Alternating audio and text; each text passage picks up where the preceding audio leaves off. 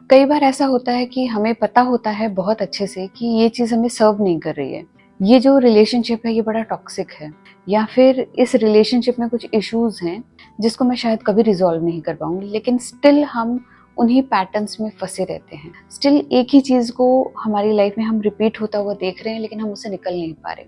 ऐसा क्या रीज़न है कि हम सेम पैटर्न के अंदर फँस जाते हैं, जबकि हमें बहुत अच्छे से पता है ये सर्व नहीं कर रहा है, और हमें ये भी बहुत अच्छे से पता है कि क्या हमें सर्व करेगा, लेकिन no matter how hard we try we fall back into the same trap. ऐसा क्यों होता है? Let's explore this very deeply. Hi guys, thank you for stopping by. Thank you for stepping into your own healing process, because we human being, we co-create, we cooperate, we co-regulate with each other. हमारी healing का इस humanity पर effect पड़ता है. So keep on doing your inner work. Guys, आज का जो topic है ना, वो मैंने इसलिए चूज़ किया because so many people were asking me, ma'am नया पैटर्न क्रिएट तो हमने कर लिया, लेकिन why it is difficult for us to stay in the same new pattern, and why it is easy for us to fall back into the same old pattern.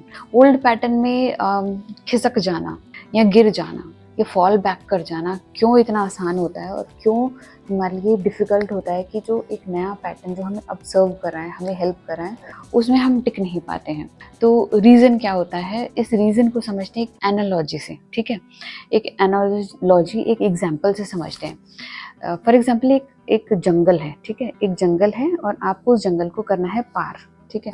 आप उस जंगल में देख रहे हैं एक रास्ता है, एक छोटी सी पगडंडी है, एक छोटा सा रास्ता है जिसको देखकर आपको ये लग रहा है कि यहाँ से लोग चले होंगे और ज़रूर यहाँ पर आगे चलने के बाद हमें वो हमारा डेस्टिनेशन मिल जाएगा, क्योंकि उस रास्ते को देखने पर ऐसा प्रतीत हो रहा है, ऐसा विजिबल है कि जब लोग यहाँ से चले हैं ना, तो यहाँ पर लोग काफ़ी समय तक चले हैं। वहाँ की घास जो है कम्प्लीटली मर चुकी है, ब्राउन हो चुकी है, वहाँ पर पत्थर मिट्टी जो है विजिबल है देन अदर प्लेसेस, ठीक है? वहाँ पर एक रास्ता है, पतला सा, लेकिन वो विजिबल है। ऐसा लग रहा है कि इससे लोग चले होंगे काफ़ी टाइम तक, तब जाकर ये रास्ता बना होगा। वहीं पर उसी जंगल का एक पार्ट है जहाँ पर एक रास्ता तो है, हल्का फुल्का दिख रहा है, but you are not sure कि वो आपको ले जाएगा कि नहीं ले जाएगा डेस्टिनेशन तक, क्योंकि उसको देखने पर ऐसा नहीं लग रहा है कि इस रास्ते से लोग ज़्यादा समय तक चले होंगे या ज़्यादा लोग चले होंगे। ऐसा लग रहा है कि हो सकता है, बट मतलब आप श्योर नहीं हो कि यहाँ पर रास्ता है, जबकि पहले वाले को देखकर आपको ऐसा लग रहा है कि यहाँ रास्ता रहा होगा काफ़ी समय तक और लोग चले होंगे। तो आपको अगर चूज़ करना है उस जंगल को पार करना, तो आप कॉमन सेंस लगाइए, आप कौन से रास्ते से जाना प्रेफर करेंगे? आई नो वेरी वेल कि फर्स्ट वाले रास्ते से, क्योंकि वो विजिबल तो है एटलीस्ट, और लंबी दूरी आपको दिखा रहा है कि काफ़ी लंबे जो है ना रास्ते तक वो चीज़ चल रही है। लेकिन ये जो सेकंड वाला है ना, वो रास्ता थोड़े दूर ही जाने पर आपको विजिबल नहीं लग रहा है, आपको लग नहीं रहा है कि रास्ता गया होगा आपके डेस्टिनेशन तक। तो आप consciously unconsciously on always choose करेंगे वो वाला रास्ता जहाँ पर आपको दिख रहा है कि यहाँ पर एक रास्ता हो सकता है। ऐसा ही कुछ हमारे ब्रेन में होता है, ऐसा ही हमारे नर्वस सिस्टम के साथ होता है, न्यूरल कहूँ तो सिस्टम के साथ होता है।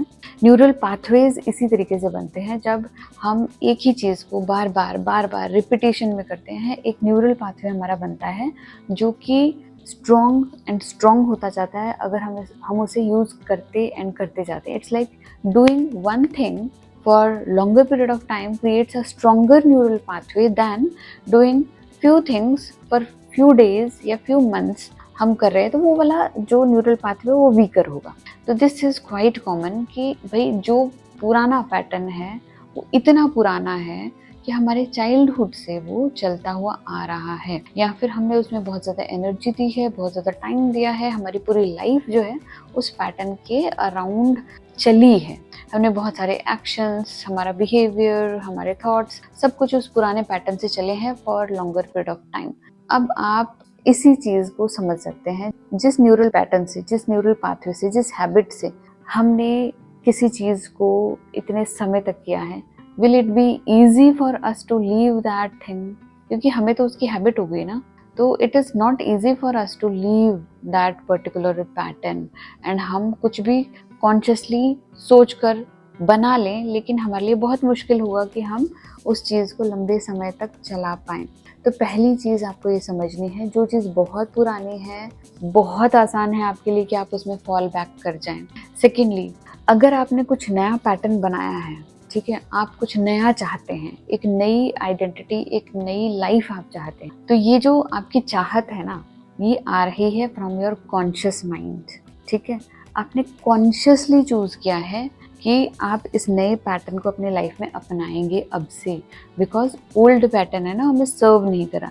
तो आपने तो अपना भेजा लगाया, आपने पूरा समय अपने आप को दिया ये बताने के लिए, जताने के लिए कि भाई नहीं, मुझे उसमें नहीं जाना है, मुझे तो नए पैटर्न से ही काम करना है। बट समझने वाली बात यहाँ पर है, जो ट्रिक है, जो कोर है ना, वो समझने वाला है कि जो हमने डिसाइड किया ना, वो हमने कॉन्शियस माइंड से डिसाइड किया है। अब आप एक बात बताइए, अगर आप मेरे स्टूडेंट हैं या फिर अगर आपने मेरे वीडियोस देखे हैं, मेरे काम को आप जानते हैं, मैं आपको हमेशा यही बात कहती हूँ, कॉन्शियस माइंड सिर्फ 5 से 7% काम करता है। हम सिर्फ 5 से 7% कॉन्शियस रहते हैं। हम अनकॉन्शियस रहने के लिए बने हैं, हम ऑटो पायलट पे रहने के लिए बने हैं। हम कॉन्शियसली चाहे कितना ही कोशिश करें कोई चीज़ को करने का, हम ज़्यादा लंबे समय तक नहीं कर सकते। हमारा माइंड, हमारी बॉडी इस 3D वर्ल्ड में सिर्फ और सिर्फ ऑटो पायलट के लिए बनी है, कॉन्शियस रहने के लिए नहीं बनी है। तो आप कॉन्शियसली चाहे कितना ही ट्राई करें किसी चीज़ को होने के लिए, करने के लिए, आप लंबे समय तक उस चीज़ को नहीं चला पाएंगे। लेकिन वो जो आपने अनकॉन्शियसली पैटर्न क्रिएट कर लिया है, जो आपके सबकॉन्शियस में चला गया है, वो है 90 to 95% जो चलता है। क्योंकि हम 90 to 95% अनकॉन्शियस रहते हैं दिन में, कॉन्शियस सिर्फ 5 से 7% रहते हैं, लेकिन 90 to 95% तो हम अनकॉन्शियसली ऑटो पायलट पे चल रहे होते हैं। ऑटो पायलट पे अनकॉन्शियसली तो आपको पुराना पैटर्न चल रहा है। कॉन्शियसली और नए पैटर्न को चलाने के लिए सिर्फ 5 से 7% कॉन्शियस माइंड यूज हो रहा है, मतलब समय यूज हो रहा है, हमारी कॉन्शियस अवेयरनेस यूज हो रही है। तो हम जब दे ही 5 से 7% रहे हैं एक पर्टिकुलर पैटर्न को, हम कैसे अज्यूम कर सकते हैं, कैसे हम ये एक्सपेक्ट कर सकते हैं कि हम इस नए न्यूरल पाथवे से, एक नए न्यूरल पैटर्न से हम अपनी लाइफ को चला पाएंगे। It will be very difficult. तो बहुत सारा पेशेंस आपको रखना है अगर आप नए आइडेंटिटी के साथ, नए पैटर्न के साथ अपनी लाइफ को जीना चाहते हैं। एंड आपको ये भी एक्सेप्ट करना है, क्योंकि हम इतने टाइम अनकॉन्शियस रहते हैं तो बहुत पॉसिबिलिटी है कि we will fall back into the same old pattern again. उसको छोड़ना आसान नहीं होगा। Life is like 4 step forward 2 step backward. आप 4 कदम आगे चलने की कोशिश करोगे, लेकिन 2 कदम अनकॉन्शियसली आप पीछे धकेल दिए जाओगे, because this is how we have developed that neural pathway. हमने न जाने कितने साल लगाए हैं उस न्यूरल पैटर्न में, उस पुराने पाथवे में कितने साल लगाए हैं हमने, और हम ये अज्यूम कर रहे हैं 1, 2, 3, 4 साल के सेल्फ डेवलपमेंट के वर्क से हम अपनी नई आइडेंटिटी बना लेंगे। ये कैसे पॉसिबल है? ठीक है, लेकिन हताश नहीं होना है, कुछ भी इम्पॉसिबल तो नहीं है। मैं आपको तरीका बताऊंगी कि कैसे हम ये जो नया पैटर्न है इसमें थोड़ा सा लॉन्गर पीरियड ऑफ टाइम तक हम चल सकें और इसको अपनी लाइफ में इम्प्लीमेंट कर सकें। तो समझने वाली बात यह है कि भाई ये जो पुराना पैटर्न बना था ना, इसके पीछे एक डीप इमोशन था, एक डीप कनेक्शन था, जिसकी वजह से हमने इस पैटर्न को बनाया था, ठीक है, अनकॉन्शियसली। एंड इस पैटर्न के साथ हम इतने लंबे समय तक अटके रहे थे, चलते रहे थे। तो ये जो डीप इमोशन है ना, एक्चुअली हमें बांध कर रख रहा है, जो हमें पुल बैक कर रहा है बार बार इस पुराने पैटर्न में। तो इस इमोशन को लेकर हमें कुछ ना कुछ जुगाड़ करना है। हमें उस इमोशन को समझना है कि भैया ये पहली बात हमने बनाया क्यों था। सेकेंडली, अगर ये बना था ना तो there was a purpose behind that pattern. उसने हमें कहीं ना कहीं सर्व किया है, और कहीं ना कहीं क्यों, इसने हमें बहुत लंबे समय तक सर्व किया है। नया पैटर्न तो अब बना है, शायद सर्व भी करना स्टार्ट नहीं किया, लेकिन ये जो पुराना पैटर्न है ना, इसके पीछे का रीज़न भी था डीप, एंड इसने हमें सर्व भी किया। इट्स लाइक टॉयज़, आपके टॉयज़ हैं, आप 2 साल के हैं तो आपके अलग टॉयज़ हैं, फिर आप 4 साल के हुए, 5 साल के हुए तो आपके डिफरेंट टाइप के टॉयज़ हुए। क्या आप आज 5 साल के हैं तो वो 2 साल के टॉयज़ बेकार हो गए, खराब हैं, वो वेस्टेज है? नहीं, इट सर्व्ड इट्स पर्पस। उसने उसका पर्पस सर्व कर दिया। जब हम 2 साल के थे, it worked for us. It's like पुराने कपड़े, अब पुराने कपड़े हमें फिटिंग नहीं हो रहे because we have outgrown them. हमारा बॉडी का साइज चेंज हो गया है। अब वो जो पुराने कपड़े हैं वो हमें सर्व नहीं कर रहे हैं बिकॉज वो हमारे साइज के नहीं हैं। तो क्या वो हमारे लिए बेकार हैं, खराब हैं? नहीं, it served its purpose. So secondly, आपको ग्रेटफुल रहना है। You have to be very thankful, क्योंकि उसने एक पर्पस था आपके लाइफ में, वो सर्व किया था। अब थर्ड थिंग आती है अंडरस्टैंडिंग, कि अब ये पैटर्न क्यों हमें सर्व नहीं कर रहा है, क्योंकि it is not benefiting us according to our goal. हमने जो गोल डिसाइड किया है, जो लाइफ हम चाहते हैं उसके अकॉर्डिंग अब ये चीज़ हमें सर्व नहीं करे, तो lovingly we have to let it go. हमें अपने ऊपर हार्श नहीं होना है, हमें खुद को क्रिटिसाइज नहीं करना है, और हमें ये भी समझना है it is very very common for us to fall back into the same trap, same pattern again.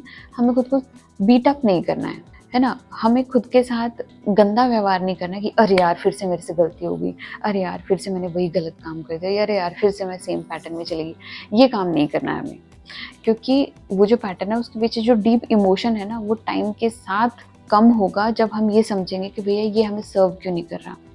अब हमें रीज़न खुद को देना है कि हमें पुराना जो पैटर्न है अब सर्व क्यों नहीं कर रहा, बिकॉज ये हमें सफोकेट कर रहा है, क्योंकि हमारी ग्रोथ को रोक रहा है।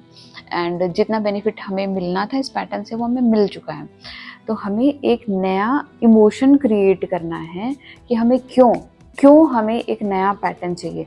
जितना आपका ये वाई स्ट्रॉन्ग होगा फॉर योर न्यू पैटर्न, आप मान के चलिए उतना ज़्यादा इजी होगा आपके लिए नए पैटर्न को मेंटेन रखना और नए पैटर्न से अपनी लाइफ को चलना।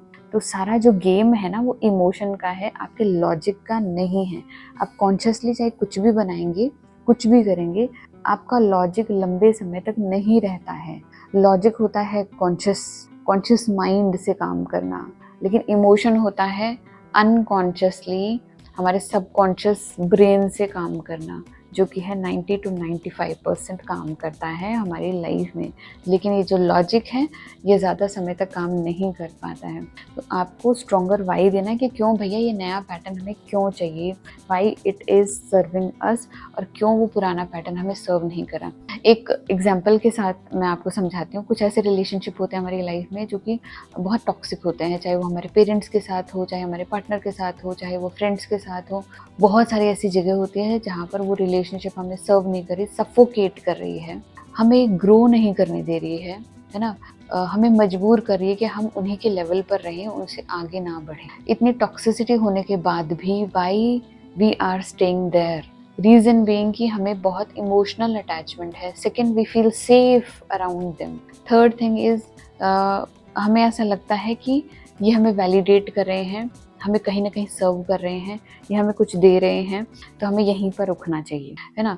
और मान के चलिए कि अगर कुछ ऐसे रिलेशनशिप है जो टॉक्सिक है लेकिन फिर भी आप रहते हैं, तो मान लीजिए कि हाँ मुझे प्यार है, हाँ आई एम को डिपेंडेंट हियर, हाँ मैं चाहकर भी नहीं छोड़ पा रही क्योंकि मेरे डीप इमोशंस हैं। अब है तो है, प्यार है तो है, डीप इमोशन है तो है, सर्व नहीं कर रहा तो नहीं कर रहा है, and I want to stay for few more months, few more time here. तो आप खुद को क्रिटिसाइज करने के बजाय आप एक्सेप्ट कर लीजिए कि आपको यहीं पर रहना है, चाहे आपको सर्व कर रहा है कि नहीं कर रहा है, लेकिन आपको डीप इमोशनल कनेक्शन है, आपको यहाँ पर एक जो है ना डीप फीलिंग है, प्यार है, चाहे वो चीज़ आपको सर्व नहीं कर रही है पर है तो है। तो इस चीज़ को एक्सेप्ट कर लें, थोड़ा टाइम यहीं पर रुकें कि हाँ टॉक्सिसिटी है बट प्यार भी है। तो I want to stay here for few more months, है ना, ताकि मैं और एनालिसिस कर पाऊँ, ताकि मैं जान पाऊँ कि कैसे मेरी लाइफ को बुरी तरीके से ख़राब कर रहा है, चाहे मुझे कितना ही इमोशनल कनेक्शन है बट मेरी लाइफ में मुझे आगे नहीं बढ़ने दे रहा है। तो बहुत ही क्लियरली आपको ये देखना है कि ये चीज़ आपको अब सर्व नहीं कर रही है।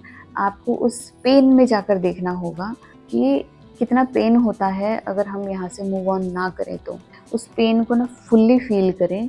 Rather you are suppressing your emotion, अपने इमोशंस को सप्रेस करने के बजाय अगर हम उस पेन को महसूस करें कि भाई क्या होता है पेनफुल सिचुएशन में रहना और कैसे ही मुझे सर्व नहीं करा, तो अगर आप इस चीज़ को बहुत क्लोजली और बहुत क्लियरली देखोगे ना, एक्चुअली ये आपको हेल्प करेगा टू मूव फॉरवर्ड। लेकिन हम क्या करते हैं, हम उन इमोशन को, उन फीलिंग को दबा देते हैं कि नहीं है यार, ऐसा तो कुछ भी नहीं है, झूठ बोलते हैं खुद से और कुछ नया क्रिएट करने की कोशिश करते हैं, जबकि वो इमोशंस तो है, डीप डाउन आपके अंदर है ना। तो आपको फुल्ली फील करना है उन इमोशंस को जो कि आपको उस पुराने पैटर्न में बांध ही रख रहे हैं। बहुत क्लियरली देखना है कि कैसे अब ये मुझे सर्व नहीं कर रहे, मेरी लाइफ को हार्म ज़्यादा कर रहे हैं देन बेनिफिट। तो जब आप हार्म देखेंगे ना उस पैटर्न का जो आपके लिए अब काम का नहीं है, आपका माइंड जो है बार बार आपको यही एडवाइस देगा कि don't go into the same pattern because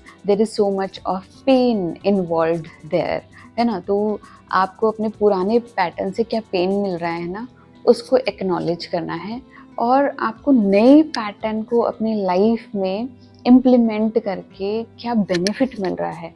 अगर आप इन दोनों में कंपैरिजन करेंगे ना, आप देख पाएंगे कि आपके लिए बेहतर क्या है और आपके माइंड में एक सिग्नल जाएगा कि वही करना चाहिए जो इसके लिए बेहतर है ना। But this is very slow process, तो बी पेशेंट, ठीक है ना। Don't beat yourself up, things gonna happen but happen very slowly. बहुत धीरे चीज़ें होने वाली है बट जो भी होगा ना वो बहुत परमानेंट होगा।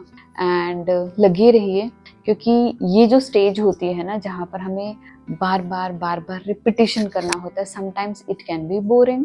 तो यहाँ पर आप किसी की हेल्प ले सकते हैं, किताबें पढ़ सकते हैं, कोर्सेज बाई कर सकते हैं, बट लगे रहिए, be consistent, sometimes take a break then come back again. तो गाइज, आपको आज का वीडियो कैसा लगा? अगर अच्छा लगा तो प्लीज़ लाइक कीजिएगा, मेरे चैनल को सब्सक्राइब कीजिएगा। मिलते हैं ऐसे इंटरेस्टिंग वीडियो में, तब तक के लिए बाय।